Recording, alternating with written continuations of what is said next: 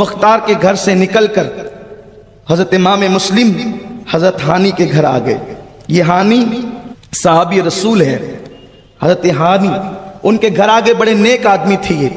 آ گئے تو حضرت ہانی نے ان کو اپنے گھر میں پناہ دی، اور اس کے بعد حضرت مسلم ابن عقیل رضی اللہ تبارک و تعالی عنہ، اللہ اکبر، پھر یہ کیفیت ہوئی کہ حضرت مسلم کی تلاش ہوئی، اختصار کے ساتھ یہ کہ ایک جاسوس نے جاسوسی کر دی کہ حضرت امام مسلم حضرت ہانی کے گھر میں، حضرت ہانی کے گھر میں تھے اسی وقت، تو آپ نے اپنے بچوں کو، چونکہ پتہ چل گیا تھا کہ تلاش جاری ہے، محمد و ابراہیم کو قاضی شریح کے گھر پہنچا دیا تھا کہ قاضی شریح میرے بچوں کو آپ سنبھالیں، اور تاکہ حضرت ہانی کے گھر میں محفوظ رہوں۔ حضرت ہانی کو بلایا ابن زیاد نے گورنر ہاؤس میں اور کہا، ہانی تجھے معلوم نہیں کہ میں نے کیا اعلان کیا ہے؟ حضرت ہانی نے کہا کہ کیا اعلان کیا تم نے؟ کہا کہ میں نے کہا جو مسلم کو پناہ دے گا ہم اسے سخت سزا دیں گے، تمہارے گھر میں مسلم ہے؟ حضرت ہانی نے کہا میرے گھر میں نہیں ہے، اس لیے کہ حضرت ہانی نے حضرت امام مسلم کو ایسی جگہ چھپایا تھا جس گھر میں وہ نہیں رہتے تھے، کہ میرے گھر میں نہیں ہے۔ اس کے بعد جو جاسوس تھا اس کو سامنے کیا تو حضرت ہانی سمجھ گئے کہ جاسوسی ہو گئی۔ پھر آپ نے فرمایا میں نے تو انہیں چھپا رکھا ہے، اگرچہ میرے گھر میں نہیں، لیکن اگر مسلم میرے پیر کے نیچے بھی چھپے ہوں تو بھی میں انہیں تیرے حوالے نہیں کروں گا، کیونکہ وہ حضور کی اولاد ہے، اہل بیت ہے، آل عقیل ہے۔ میں آل نبی کو تیرے حوالے کر دوں؟ میں نے حضور علیہ السلام کو دیکھا ہے، حضور کو اہل بیت کی فضیلتیں بیان کرتے ہوئے سنائے، میں ان کو تیرے حوالے نہیں کروں گا۔ تو اس نے ڈنڈا اٹھایا اور صحابی رسول حضرت ہانی کو اس نے مارنا شروع کیا۔ جب حضرت ہانی کو مارنا شروع کیا، یہ ہے ان لوگوں کا حال جو لوگ اس طرح کی پیدائش سے دنیا میں آتے ہیں۔ حضرت مارنا شروع کیا۔ ہانی کے اس بزرگ کے حوالے سے ایک افواہ گھوم گئی کہ حضرت ہانی کو شہید کر دیا، ابن زیاد نے شہید کر دیا، تو تقریباً 40,000 کا مجمع اکٹھا ہو گیا اور اس نے گورنر ہاؤس کو گھیر لیا۔ حضرت امام مسلم رضی اللہ تبارک و تعالی عنہ وہ بھی تلوار لے کر کے آ گئے کہ جس نے، جو میرا میزبان ہے، جس نے مجھے چھپایا، احسان کیا، اسے قتل کر دیا گیا۔ لیکن کچھ لوگ جو تھے کوفہ کے سربراہ اور با اثر لوگ، ان لوگوں کو اس نے گورنر ہاؤس میں بلایا اور پورے مجمع کو بس ایک اشارے کی ضرورت تھی، لیکن حضرت مسلم ابن عقیل نے کہا صرف افواہ کی بنیاد پر گورنر ہاؤس پہ حملہ نہیں کیا جا سکتا، اس لیے کہ ہم آل نبی ہیں، حضور کی اولاد ہیں، ہم شریعت کا لحاظ نہ کریں گے تو کون کرے گا؟ ہم پہلے معلوم کریں گے، تحقیق کریں گے کہ حضرت ہانی واقعی شہید ہوئے۔ تو اوپر سے جو ہے وہ ان لوگوں نے، باثر لوگوں نے کھڑے ہو کر کے کہا لوگوں ہانی قتل نہیں کیے گئے، موجود ہیں، لیکن یہ بات وہ گول کر دیے گئے کہ زخمی ہیں اور ان کو ڈنڈے سے مارا گیا ہے۔ تو جو لوگ آئے تھے وہ لوگ چھٹنا شروع ہو گئے، اتنے چھٹے کہ صرف 700 لوگ رہ گئے، اور جب 700 لوگ رہ گئے مغرب کی نماز کا وقت آیا، حضرت امام مسلم کوفہ کی جامع مسجد میں نماز پڑھانے کے لیے جب گئے تو آپ نے تکبیر کہی تو پیچھے 700 لوگ تھے، لیکن جب مغرب کی نماز کا سلام پھیرا پیچھے کوئی بھی موجود نہ تھا۔ یہ حال ہوا حضرت مسلم ابن عقیل کا۔ حضرت مسلم ابن عقیل رونے لگے۔ کوفے والوں نے سابقہ روایت کے مطابق تو وہی کیا جو انہوں نے کرنا تھا، اور اس کے بعد آپ وہاں سے نکلے، کوفے کا ہر دروازہ بند تھا، جن کے گھر امام مسلم کی دعوتیں ہوتی تھی ان کے دروازے بند ہے، جو محمد و ابراہیم کو سر پہ اٹھا کے لے کے چلتے تھے ان کے دروازے بند ہے۔ کوفے والوں نے یہ کیا، حضرت امام مسلم چلتے چلتے آئے تو دیکھا ایک بڑھیا کسی کا انتظار کر رہی ہے، اس کا نام تاریخ میں توعا بتایا جاتا ہے۔ اس سے کہا مائی پانی پلا سکتی ہے، پانی پلا، اس نے پانی دیا، پانی دے کر کے حضرت امام مسلم پانی پی کے وہاں بیٹھ گئے۔ تو اس نے کہا اے اجنبی مسافر، جب تو یہاں بیٹھتا کیوں، پانی پی لیا چلا جا۔ کہا مائی میرا کوئی گھر نہیں، میں کوفہ میں مہمان بنا کر بلایا گیا تھا، کوفے والوں نے میرے ساتھ دھوکہ کیا۔ اس بڑھیا نے غور سے دیکھا تو کہا کہ آپ مسلم ابن عقیل ہیں؟ آپ نے فرمایا ہاں۔ کہا میرے مقدر جگہ آپ میرے گھر آ جائیں، سب نے آپ کے لیے دروازے بند کیے تو آپ میرے گھر آ جائیں۔ اس نے بڑی خدمت کی، لیکن اس کا بیٹا آپ جانتے ہیں کہ ولی کے پیٹ میں شیطان بھی پیدا ہوتا ہے، ایسے آپ نے سن رکھا ہے۔ تو ویسے ہی وہ اہل بیت کی محب تھی، لیکن اس کا بیٹا بڑا لالچی تھا۔ جب اس نے دیکھا کہ امام مسلم ہمارے گھر میں ہے تو جا کر محمد ابن اشعث اس کو خبر دی، ابن اشعث کو خبر دی، اور اس نے ابن زیاد کو، اور ابن زیاد نے سینکڑوں لوگوں کو بھیجا کہ جاؤ مسلم کو گرفتار کر کے لاؤ۔ اور پھر یہ ہوا کہ توآ کے گھر میں وہ لوگ آئے، اور آنے کے بعد حضرت امام مسلم اچانک جب گھوڑوں کی ٹاپوں کی آواز سننے لگے تو حضرت امام مسلم رضی اللہ تعالیٰ نے تلوار سنبھالی اور دیکھا کہ سینکڑوں لوگ، انہوں نے حضرت مسلم کو گرفتار کرنا چاہا۔ کہا شیر خدا کا شیر اس طریقے سے ہاتھ میں نہیں آ سکتا، اور آپ جنگ کرنے لگے اور لڑنے لگے ان سے۔ وہ تنہا شہزادہ تھا شیر خدا کی، اللہ اکبر، بھائی کا بیٹا تھا۔ اللہ اللہ، جب لڑتے ہیں لڑتے لڑتے تھک گئے، زخمی ہو گئے، زخموں سے چور ہو گئے، تو ابن اشعث نے سوچا یہ نبی کی آل ہے، ان پر اس طرح قابو نہیں پایا جا سکتا۔ تو اس نے یہ کیا کہ میں آپ کو امان دیتا ہوں۔ آپ جب امان دی تو آپ نے اپنی تلوار نیام میں رکھ لی، اور پھر حضرت امام مسلم رضی اللہ تبارک و تعالیٰ عنہ کو وہ لوگ گورنر ہاؤس تک لے گئے۔ جب گورنر ہاؤس لے گئے تو آپ کے کمر میں جو تلوار لٹکی ہوئی تھی اس تلوار کو ان لوگوں نے خاموشی کے ساتھ نکال لیا۔ امام مسلم نے کہا انا للہ و انا الیہ راجعون، کوفے والو یہ تمہارا دوسرا دھوکہ ہے، تم نے مجھے امان دی اور اب تم نے میری تلوار نکال لی، اس کا مطلب تمہارا خیر کا ارادہ نہیں ہے۔ اور آپ جب کوفہ کے گورنر ہاؤس میں داخل ہوئے تو آپ نے ابن زیاد بدنہاد بانی فساد کو سلام نہیں کیا، تو اس کو غصہ آیا، آپ مجھے سلام نہیں کرتے۔ فرمایا کہ تو میرے قتل کا در پہ میں تجھے سلام کروں، آل نبی کے دشمن کو سلام کروں؟ ہمارے یہاں سلام کا ایک معیار ہے، ہمارے کو سلام نہیں کرتے، سلام ہم انہی کو کرتے ہیں جو نبی اور آل نبی کو سلام کرتا ہے۔ سلام کا ہمارے یہاں بڑا عظیم معیار ہے، جن کے یہاں سلام رسم ہے وہ جسے چاہیں کر دیں، لیکن ہمارے یہاں سلام دعا ہے، اور ہم نبی کے دشمنوں کو دعا نہیں دیتے، ہم اہل بیت کے غداروں کو دعا نہیں دیتے، ہم تو شاکوں کو دعا دیتے ہیں۔ اللہ اکبر۔ تو عرض یہ کر رہا تھا ابن زیاد کو سلام نہیں کیا۔ لوگ ہم سے کہتے ہیں اخلاق سیکھو، اخلاق، ہم کہتے ہیں آل نبی کے اخلاق ہم نے سیکھ لیے ہیں، ہم انہی کو سلام کرتے ہیں جو نبی کو سلام کرتے ہیں۔ حسین تم کو زمانہ سلام کہتا ہے، جلال قبہ خضرا سلام کہتا ہے، تمہیں حرم کے مینارے سلام کہتے ہیں، تمہیں قرآن کے پارے سلام کہتے ہیں، خدا گواہ ہے کہ نانا سلام کہتا ہے۔ ہمارے یہاں سلام کا معیار ہے۔ اللہ پاک قرآن میں بھی سلام بھیجتا ہے تو کن پر؟ اللہ اکبر۔ ارشاد فرماتا ہے سلام قولا من رب الرحیم وامتازوا اليوم ایھا المجرمون۔ اللہ فرماتا ہے ہم سلام نازل کریں گے قیامت کے دن اور کہیں گے مجرموں کو نکالو۔ اللہ بھی سب کو سلام، وہ رحمان ہو کر سب کو سلام نہیں پڑھتا، سب کو سلام نہیں کرتا، وہ چھاٹ چھاٹ کر کے سلام کرے گا۔ سلام ان پر جو نبی کے وفادار، اور مجرموں کو چھاٹ دیا جائے گا۔ اللہ فرماتا ہے سلام علی الیاسین، اے یاسین میرے حبیب تیری اولاد پر سلام۔ اللہ ہم نے کہا سلطان کربلا کو ہمارا سلام ہو۔ یار یہ تو نبی پہ سلام پڑھتے پڑھتے اب کربلا والوں پہ بھی سلام پڑھتے ہیں، یہ کہاں سے لائے؟ ہم نے کہا یہ سلام علی الیاسین سے لائے ہیں۔ سبحان اللہ۔ یاسین کون ہے؟ یہ الیاسین کو بزرگوں نے آل یاسین پڑھا ہے، اور یاسین کون ہے؟ یاسین محمد رسول اللہ کا نام ہے۔ اسی لیے قرآن جب ان پہ سلام پڑھے تو ہم کیوں نہ پڑھیں؟ ہم کہاں سے کوئی الگ شریعت لائیں گے؟ ہماری شریعت تو وہی ہے جو قرآن مقدس نے ہمیں عطا فرمائی ہے۔ تو آپ نے سلام نہیں کیا، اس نے کہا سلام نہیں کرتے، کہا تو میرا قتل کا در پہ ہے، اہل بیت کا دشمن ہے۔ پھر اس کے بعد کہا کہ آپ نے بغاوت کی اور حسین باغی ہے۔ حضرت امام مسلم نے کہا حسین ابن علی تیرا باپ بھی ان کے قدموں کو نہیں پہنچ سکتا، وہ نواسے رسول ان کی توہین کرتا ہے۔ تو اس نے مزید گالیاں دی جس کا ذکر یہاں نامناسب ہے۔ پھر اس کے بعد اس نے کہا مسلم اب تم تیار ہو جاؤ مرنے کے لیے۔ امام مسلم رونے لگے، کہا آپ جیسے بہادر کو میں روتا ہوا دیکھ رہا ہوں، میں رونا اس پر ہے، جان پر نہیں۔ ایک جان کیا ہے، اللہ اگر کروڑوں جان دیتا تو حسین ابن علی پہ قربان کر دیتا۔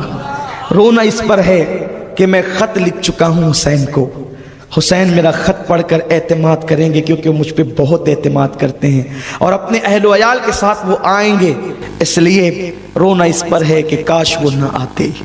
اور اس عمر ابن سعد وہاں موجود تھا، کل اس کا تذکرہ ہم تفصیل سے کریں گے، ٹائم ختم ہو رہا ہے۔ عمر بن سعد کو آپ نے اپنے قریب بلایا، فرمایا ابن سعد میری کچھ نصیحتیں وصیتیں سن لے، اس پہ عمل کرنا۔ اس نے کہا میں نہیں آتا، اس لیے کہ جب دنیا کا کتا ہو جاتا ہے آدمی اس کو کچھ سجھائی نہیں دیتا۔ ابن زیاد بدنہاد نے کہا جا تیرے چچا کا بیٹا ہے کچھ سن لے، تیرا رشتہ دار ہے کچھ سن لے۔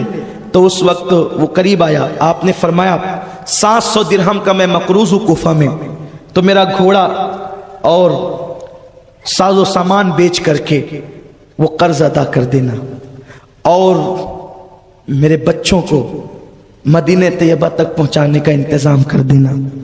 حسین ابن علی کو اطلاع کر دینا کہ وہ نہ آئیں اور میرا لاشا لے کر مجھے دفن کر دینا۔ وہ آیا اور اس نے ساری باتیں ابن زیاد کو بتا دی۔ اس نے ہنس کے کہا کہ عجیب ہے، جس کو رازدار بنایا تھا اس نے بھی راز کھول دیے، اور پھر کہا مسلم جاؤ اب قتل کا وقت آ گیا۔ ان کے ہاتھ پکڑے گئے اور ان کو گورنر ہاؤس کی چھت پہ لے جایا گیا اور حضرت امام مسلم کو کوڑے لگائے گئے۔ آپ نے رخ مکہ المکرمہ کی طرف کیا، اے ابن رسول تو میرے حال سے بے خبر نہیں، میرا آخری سلام لے۔ اور آپ نے کہا اللہ محمد اور آل محمد پر برکتیں نازل فرمائے۔ یہ کہتے ہوئے آپ کلمہ پڑھے اور جلاد نے آپ کی گردن اڑا دی۔ گردن اڑانے کے بعد آپ کے لاشے کو گورنر ہاؤس سے نیچے پھینک دیا گیا۔ اسی پہ بس نہیں کیا گیا، آپ کے لاشے کو کوفہ کے بازار میں لٹکا دیا گیا۔ یہ انجام، یہ حالات، اللہ اکبر، یہ معاملات حضرت مسلم ابن عقیل کے ساتھ کیے گئے۔ شام ہوتے ہوتے کوفہ کی سرزمین مسلم ابن عقیل کے خون سے رنگین ہو گئی، اور جس دن حضرت امام مسلم کی شہادت ہوئی اسی دن جو ہے وہ خط مولا حسین کے دربار میں پہنچا۔ آپ نے وہ خط پڑھ کے خوشی کا اظہار کیا اور آپ نے نکلنے کی تیاری کی، لیکن ادھر اب جو آگے کا سفر ہوگا وہ تو کل بیان ہوگا۔ ادھر امام مسلم کی شہادت کے بعد ان نابکاروں نے اسی پہ بس نہیں کیا، بلکہ ابن زیاد بدنہاد نے اعلان کروا دیا کہ مسلم کے ساتھ اس کے 2 بچے بھی تھے، لہذا مسلم کے دونوں بچوں کو جس نے پناہ دے رکھی ہو وہ فوری طور پر ہمارے حوالے کر دے۔ اگر کوئی پتہ بتائے گا تو اسے بھی انعام ملے گا، اور اگر کوئی پکڑ کر کھلائے گا تو اسے بھی اتنا انعام ملے گا کہ وہ خوش ہو جائے گا۔ لوگ ڈھونڈنے لگے ان شہزادوں کو، سوچو تو صحیح 6 سال اور 8 سال کے بچے ہیں، ان کے ساتھ ابن زیاد بدنہاد پلید کی دشمنی کتنی ہے۔ اعلان ہو رہے ہیں جگہ جگہ، کوفہ کے کم نصیب لوگ بلکہ بد نصیب لوگ آل نبی کے خون میں اپنے ہاتھوں کو رنگین کر چکے ہیں، کربلا کا یہ پہلا شہید ہو چکا ہے۔ اللہ اکبر، ایسے حالات میں اللہ اللہ، ایسی کیفیتوں کے اندر مولا حسین کا بھیجا ہوا وہ نمائندہ شہید ہونے کے بعد اب ان کے بچوں کو ڈھونڈا جا رہا ہے۔ بچے قاضی شریح کے پاس تھے۔ یہ قاضی شریح وہ ہیں جو مولا علی نے جن کو اپنے دور خلافت میں کوفہ کا قاضی بنایا تھا۔ یہ بھی بڑے اچھے انسان تھے، اہل بیت کے محب تھے۔ ہم یہ نہیں کہتے کہ کوفہ کا ہر گھر غدار تھا، لیکن اتنا ضرور کہتے ہیں کوفہ کی اکثریت غدار تھی۔ کوفی لا یوفی، آج بھی کوفے والوں کے اندر وفاداری نہیں ہے، اسی لیے کوفہ، اللہ اکبر، بڑے عجیب وہاں کے حالات ہیں۔ وہاں کی مٹی کی بڑی عجیب کیفیت ہے۔ جب میری حاضری کوفہ ہوئی تو میں نے نہ وہاں کا پانی پیا، نہ وہاں کوئی چیز کھائی، نہ وہاں سے کوئی چیز خریدی۔ اللہ کی پناہ مانگتے ہوئے داخل ہوا اور اللہ کی پناہ مانگتے ہوئے نکل گیا، اس لیے کہ اپنے یہاں تو معیار محبت آل نبی ہے۔ حالانکہ اس زمین نے ہمارا کچھ نہیں بگاڑا، لیکن نسبتیں بھی تو کوئی چیز ہوتی ہے۔ ہم اس زمین کا احترام اس نیت سے کرتے ہیں کہ وہاں پر مولا علی رہے ہیں، لیکن وہاں کی بے وفائی سے ڈرتے بھی ہیں۔ اللہ اللہ، میرے پیارے آقا صلی اللہ علیہ وسلم کے دیوانوں، قاضی شریح کو جب پتا چلا امام مسلم کے شہزادوں کو ڈھونڈا جا رہا ہے، آپ نے بدل ناخواستہ ان بچوں کو اپنے قریب بلایا۔ جب بچے سامنے آئے، پیاری پیاری معصوم صورتیں ہیں، زلفیں کندھوں تک لٹک رہی ہے، وہ شہزادوں کو دیکھ کر بے ساختہ قاضی شریح کی چیخ نکلی اور دھاڑے مار مار کر رونے لگے اور ان کے سروں پہ ہاتھ پھیرنے لگے۔ ننھے سے بچوں نے قاضی شریح کو اچانک روتے ہوئے دیکھا تو کہا، قاضی شریح کیوں روتے ہو؟ اس طریقے سے اچانک رونا اور ہمارے سروں پہ ہاتھ پھیرنا، یہ انداز تو ہمارے خاندان میں یتیموں کے ساتھ کیا جاتا ہے۔ قاضی شریح کیا ہمارے بابا شہید ہو گئے؟ تو قاضی شریح نے بچوں کو سینے سے لگایا اور روتے ہوئے کہا، اے بچوں تم یتیم ہو گئے۔ اب کبھی باپ کی شفقتیں بچوں کو یاد آتی ہے، کبھی ماں کی ممتا بچوں کو یاد آتی ہے۔ ایسے حالات میں قاضی شریح نے کہا، صبر کرو، دشمن دیوار کو کان لگا کے بیٹھے ہیں، بچوں کہیں ایسا نہ ہو انہیں پتہ چل جائے تو وہ تمہیں اٹھا لے جائیں، کیونکہ تمہارے قتل کا اعلان ہو گیا، تمہارے خلاف مخبری کا اعلان ہو گیا۔ بچوں اب میں اپنے بیٹے کو بھیج رہا ہوں، اس لیے کہ ایک قافلہ قریب ہمارے کوفہ سے گزرنے والا ہے، اس قافلے کے ساتھ ہو جانا اور مدینہ منورہ خیر سے چلے جانا۔ اپنے بیٹے کو ساتھ کیا اور کہا، بیٹے جا اس قافلے کے ساتھ کر دے۔ بیٹا لے کر کے گیا، قافلہ کوچ کر رہا تھا، اس کی گرد ابھی تک اڑتی ہوئی نظر آ رہی تھی۔ ایسے عالم کے اندر اللہ اکبر، قاضی شریح کے بچے نے، بیٹے نے انگلی سے دکھایا، وہ دیکھو قافلہ جا رہا ہے۔ دونوں شہزادے جن کو کبھی چلنے کی عادت نہ تھی، نانا کے مزار تک بھی جاتے تو بابا کی انگلی پکڑ کر کے جاتے، جنہوں نے کبھی زمین پہ چلنا نہ سیکھا تھا، آج وہ بچے دوڑ رہے تھے۔ دوڑتے دوڑتے تقدیر تدبیر پر ہمیشہ غالب آتی ہے۔ انسان کی تدبیر تقدیر کے آگے پھیل ہو جاتی ہے، ناکام ہو جاتی ہے۔ ننھے معصوم بچے دوڑتے رہے، قافلے کی گرد ختم ہو گئی۔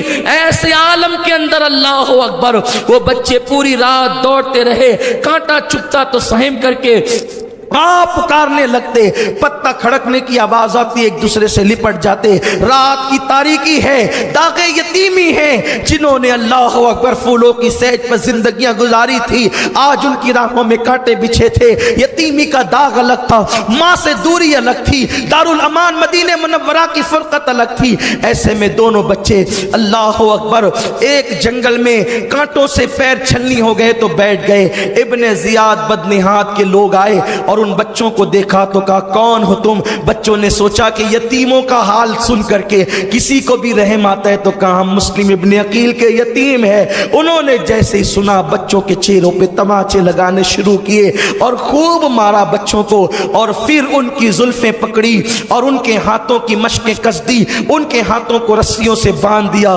وہ شہزادے جن کے پیر بھی فرشتے چومنے میں فخر محسوس کرتے ہوں، دامن نچوڑ دے تو فرشتے وضو کریں، جن کی بات یہ ہو ان کے گھر میں بے اجازت جبرائیل آتے نہیں، ان لوگوں کے ہاتھوں کو پیروں کو باندھ دیا گیا اور زلفیں پکڑ کر کے گھسیٹنے لگے۔ ابن زیاد کے پاس پہنچایا، ابن زیاد نے کہا، جیل میں ڈال دو، یزید کو لکھ دیتا ہوں، اس مسلم کے بچے کرنا کیا ہے، قتل کرنا ہے یا زندہ آپ کے پاس بھیجنا ہے؟ اللہ اکبر۔ ان دونوں شہزادوں کے متعلق جب یہ بات یزید کو لکھ کر کے بھیجی گئی، مشکور نام کا داروغہ تھا، ابن زیاد کا محب اہل بیت تھا، دونوں شہزادوں کے پیروں سے کانٹے نکالے، ان کی خدمت کی، انہیں کھلایا اور رات کی آخری پہر میں کہا، بچوں اب میرا بھائی قادسیہ میں رہتا ہے اور یہ راستہ قادسیہ کا ہے، یہ انگوٹھی لے کر کے جاؤ، میرے بھائی کو بتانا، وہ تمہیں آسانی کے ساتھ مدینہ طیبہ پہنچا دے گا، اور جب آپ مدینے جانا تو نانا کو آپ کے میرا سلام کہنا، اور میں نے جو آپ کی خدمت کی ہے اس پر مجھے یہ صلہ دینا کہ قیامت میں نانا سے آپ کے کہنا کہ میری شفاعت کریں، اب جو میرا ہوگا دیکھا جائے گا، لیکن تم تو جاؤ۔ ادھر وہ روانہ ہوئے، ادھر مشکور نے جا کر کے ابن زیاد سے کہا کہ میں نے بچوں کو چھوڑ دیا، اس نے مشکور کو قتل کروا دیا، یہ ایک الگ عنوان ہے۔ اس کے بعد دونوں بچے چلے، رات بھر چلتے رہے، صبح کو وہیں آ کر کے پہنچے جہاں سے چلے تھے۔ دونوں بچے، صبح ہو رہی تھی، دریا کا کنارہ تھا، درخت پاس میں تھا، کل کا صدمہ دل پر تھا، کل کا خوف دل پر تھا، کوئی جگہ نہ ملتی تھی چھپنے کے لیے، درخت میں کھو بنی تھی، اسی میں دونوں شہزادے چھپ گئے۔ थोड़ी थोड़ी देर पर सहम जाते, डर जाते, परेशान हो जाते। एक कनीज दरिया पे पानी भरने के लिए आई तो उसने क्या देखा, दो नूरानी सूरतें नजर आती है। पलट करके देखा तो बच्चे डर गए, कल का खौफ था। उसने कहा बच्चों बाहर आओ, सांप बिच्छुओं के बसेरे से बाहर निकलो, तुम्हारी जगह वो नहीं है। उसने कहा कौन हो तुम? बच्चों ने डरे कि आज भी बताएंगे तो फंसेंगे, लेकिन जिनके दिल में इश्क रसूल का चिराग जलता है वो चेहरे से नबी के खानदान के लोगों को पहचान लेते हैं। ईमान की नाक जिनकी जिंदा है उन्हें खुशबू आती है।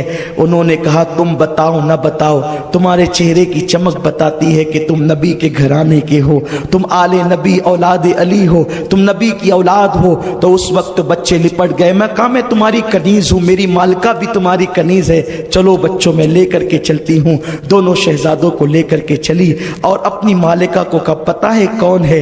ये मुस्लिम इब्न अकील के बेटे हैं। उसने कहा मेरे तो भाग जगे। बच्चों को नहलाया धुलाया, कपड़े पहनाए, हाथों से खाना खिलाया। कहा मैं खुश नसीब हूँ, बीबी ज़हरा क़यामत के दिन मेरी शफाअत करेगी और मैं उनकी आल की खिदमत कर रही हूँ। लेकिन फिर यही हुआ, बच्चों को रात को खिला पिला करके सुला दिया। उसका शौहर हारिस नाम का वो बदबख्त ताखीर से घर पहुंचा तो पूछा बीवी ने क्या हुआ? तो उसने बताया कि मुस्लिम के बच्चे भाग गए हैं, मैं उन्हें ढूंढता रहा, ढूंढते ढूंढते जंगल में इतना तड़पा कि मेरा घोड़ा भी मर गया। पैदल पैदल ढूंढता रहा लेकिन नहीं मिला। बीवी ने कहा छोड़ ये सब। कहा छोड़ क्या, इससे बेहतर इनाम का मौका अब कब हाथ आएगा?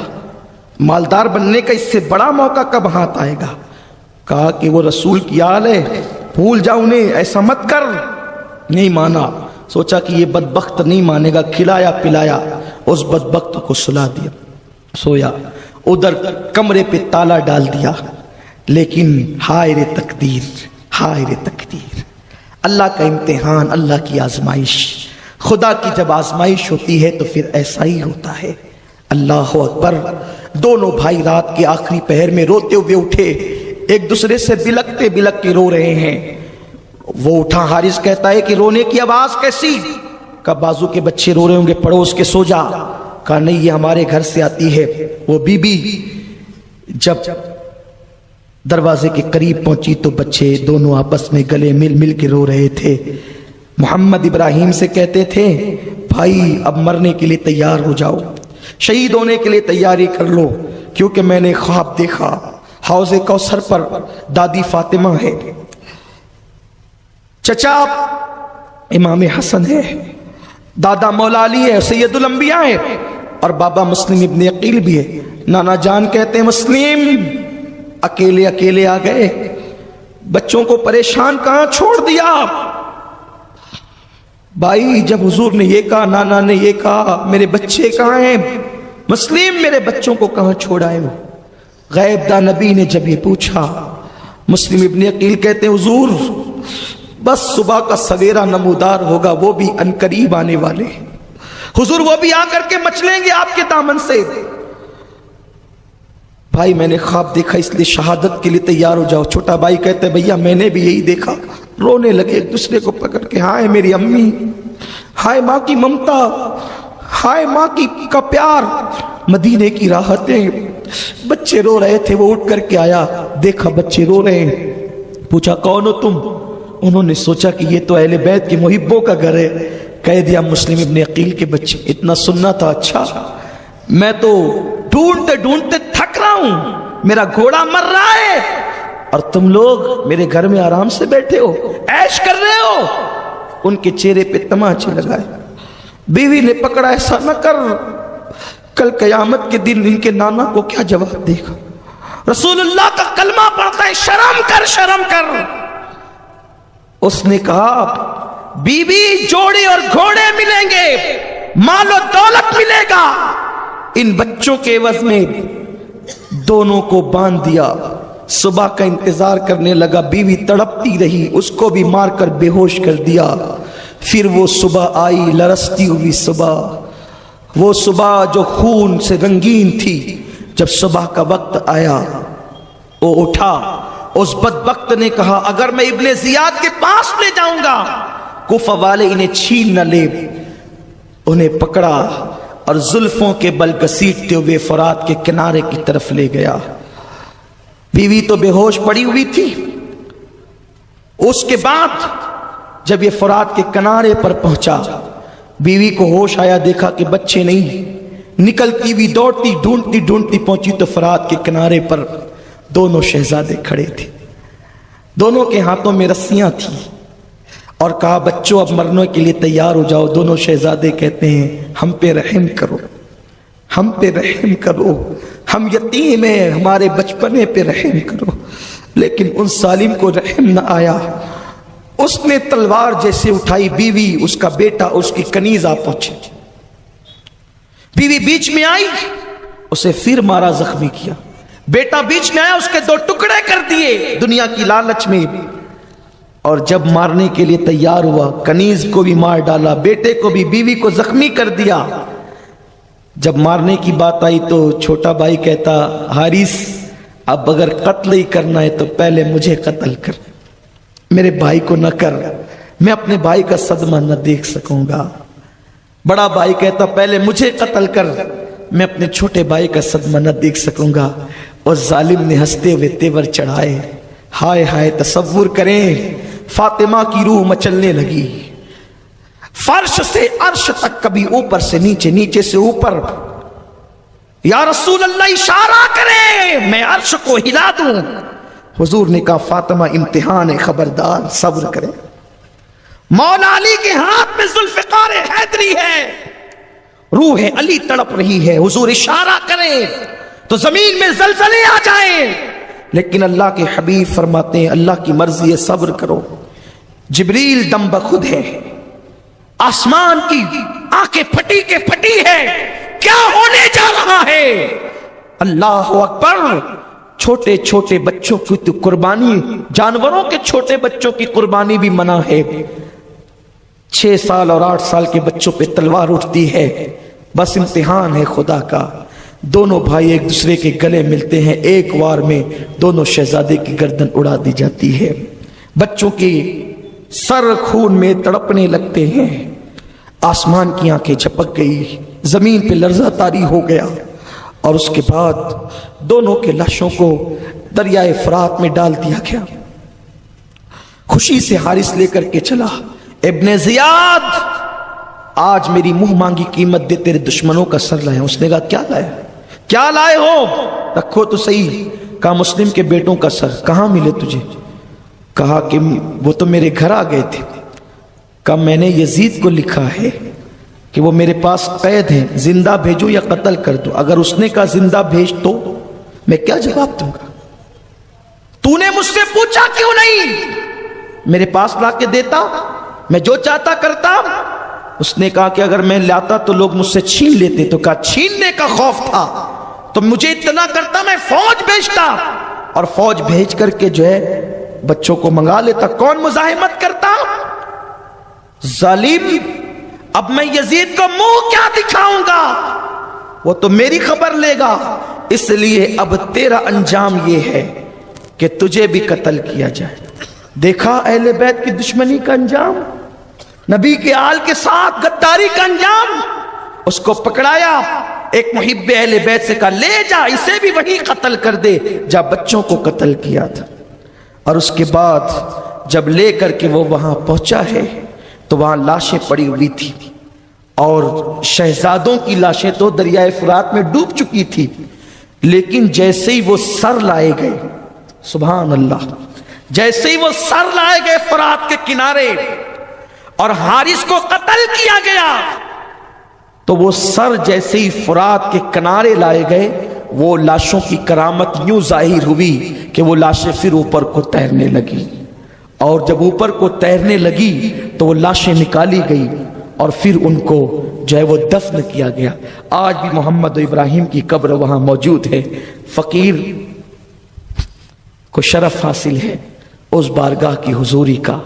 آج بھی وہاں پر ایسا لگتا ہے جیسے محمد و ابراہیم ابھی بھی گلے مل کر کے کوفہ والوں کی شکایت کر رہے ہیں۔ اللہ تعالیٰ ان کے مزارات پر رحمتوں کا نزول فرمائے، اور اللہ تعالیٰ ان کی برکتوں سے مالا مال فرمائے۔